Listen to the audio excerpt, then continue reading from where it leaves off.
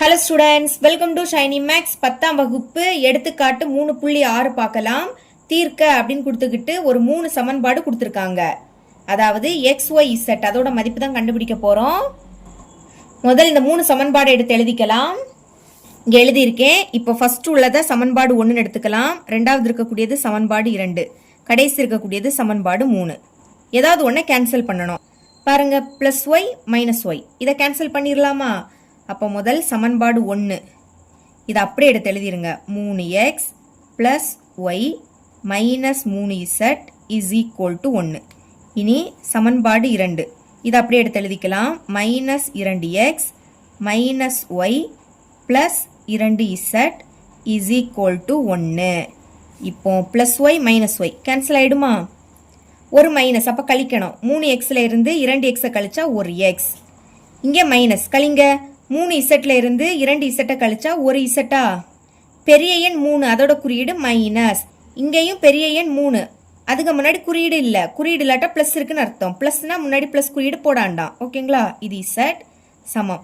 கூட்டுங்க. 1 கூட்டினா 2, ரெண்டுமே பிளஸ், அப்போ கூட்டணும். இது இப்போ சமன்பாடு 4. இங்க ஒய்யை கேன்சல் பண்ணோம், மறுபடியும் ஒய்யை கேன்சல் பண்ணணும். முதல் இந்த 2 சமன்பாடையும் எடுத்து எழுதிக்கிட்டோம். அடுத்து ஃபர்ஸ்ட் சமன்பாடையும் 3வது சமன்பாடையும். ஃபர்ஸ்ட் சமன்பாடுல பிளஸ் ஒய் இருக்கா, 3வது சமன்பாடுல மைனஸ் ஒய் இருக்கு. இப்போ இது ரெண்டையும் கேன்சல் பண்ணலாம். ஓகே, முதல் ஃபர்ஸ்ட் சமன்பாடு அப்படியே எடுத்து எழுதிக்கிறேன். 3x + y - 3z = 1.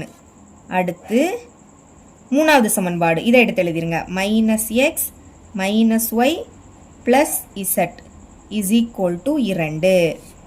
இங்கேயும் +y - y கேன்சல். மைனஸ் இருக்கு, கழிக்கலாமா? 3xல இருந்து 1x கழிச்சா 2x. இங்கே மைனஸ் 3zல இருந்து 1z கழிச்சா 2z. பெரிய எண் 3 அதோட குறியீடு மைனஸ். இங்க ரெண்டுமே பிளஸ், அப்போ கூட்டிருங்க. 2 1 கூட்டினா 3. இது இப்போ சமன்பாடு 5 எடுத்துக்கலாம். இங்கே எக்ஸும் இசட்டும் இருக்கு, இங்கேயும் எக்ஸும் இசட்டும் இருக்கு. இப்போ இதுல ஏதாவது ஒன்றை கேன்சல் பண்ணணும். எக்ஸை கேன்சல் பண்ணிடலாமா?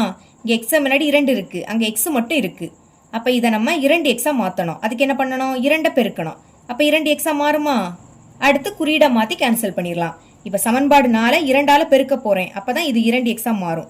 எழுதிக்கிறேன். சமன்பாடு 4 பெருக்கல் 2. பெருக்குங்க. 2ஐயும் எக்ஸையும் பெருக்குனா 2x, சென்டரில் மைனஸ். இனி 2ஐயும் இசட்டையும் பெருக்குனா 2z சமம். 2ஐயும் 2ஐயும் பெருக்குனா 4. இங்கே ஒரே குறியீடில் இருக்குது. ஒரே குறியீடில் இருந்ததுன்னா கேன்சல் பண்ண முடியாது. அப்போ குறியீடை மாற்றலாம். முன்னாடி குறியீடு இல்லாட்டா ப்ளஸ் இருக்குன்னு அர்த்தம். ப்ளஸ் மைனஸ் ஆகிடும். மைனஸ் என்ன ஆகிடும்? ப்ளஸ் ஆகிடும். இதுவும் ப்ளஸ், அது மைனஸ் ஆகிடும்.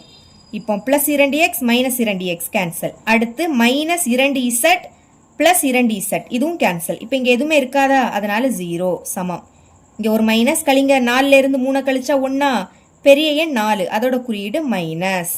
போன சம்மில் நம்மளுக்கு 2 சைடுமே 0 வந்து இப்படி வந்துன்னா அதுக்கு எண்ணற்ற தீர்வுகள் உண்டு. இங்க ஒரு சைடு 0 வந்திருக்கு, இன்னொரு சைடு -1. அதாவது ஒரு சைடு 0வும் இன்னொரு சைடுல என்ன நம்பர் வேணாலும் வரலாம். அப்படி வந்துன்னா அதுக்கு தீர்வே கிடையாது. 2 சைடுமே 0 இருந்துன்னா எண்ணற்ற தீர்வு உண்டு. இதே இது ஒரு சைடு 0வும் இன்னொரு சைடுல ஏதாவது நம்பர் வந்துன்னா அதுக்கு தீர்வே கிடையாது. அப்ப எழுதிக்கலாமா? therefore இத்தொகுப்பானது ஒருங்கமைவற்றது. ஒருங்கமைவற்றதுன்னா 0வும் -1 சமம் இல்லை, பார்த்தீங்களா? அதான். மேலும் இச்சமன்பாடுக்கு தீர்வு இல்லை. இப்படி எழுதிக்கோங்க. இவ்வளவுதான் இந்த சம்.